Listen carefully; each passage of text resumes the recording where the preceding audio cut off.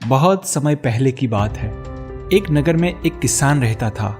वह आर्थिक रूप से गरीब था, लेकिन फिर भी राजा उससे ईर्ष्या करता था क्योंकि उसके पास एक अनमोल सफेद घोड़ा था। राजा उससे बहुत बड़ी कीमत देकर उसे खरीदना चाहता था, पर किसान ने घोड़े को बेचने से इनकार कर दिया क्योंकि वह उससे बहुत प्यार करता था। एक दिन घोड़ा अस्तबल से गायब हो गया। जब आसपास के लोगों को पता चला तो वे सांत्वना देने के लिए आए और बोले, अरे ये तो बहुत बड़ा दुर्भाग्य है।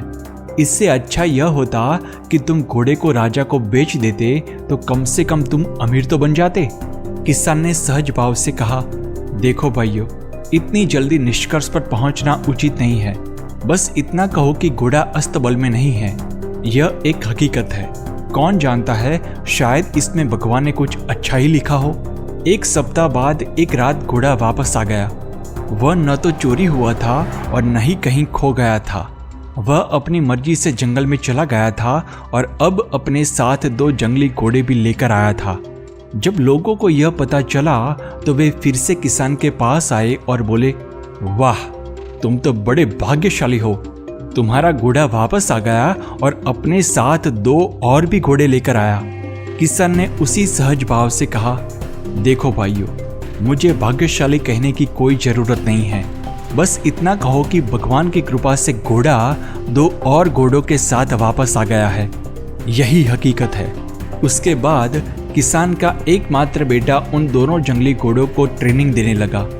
एक दिन घोड़े की सवारी करते समय वह गिर गया और उसका पैर टूट गया। जब लोगों को यह पता चला तो वे फिर से किसान के पास आए और उसके बेटे के दुर्भाग्य की बातें करने लगे।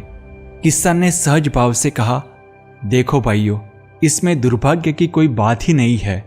बस इतना कहो कि बेटे का पैर टूट गया है। यह हकीकत है।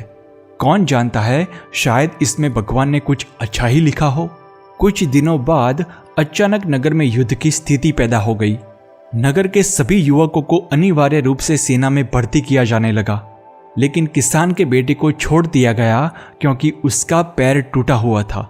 जब लोग फिर से किसान के पास आए और भाग्य दुर्भाग्य की बातें करने लगे तो किसान ने शांतिपूर्वक कहा, देखो भाइयों, भाग्य दुर्भाग्य की बातें मत करो।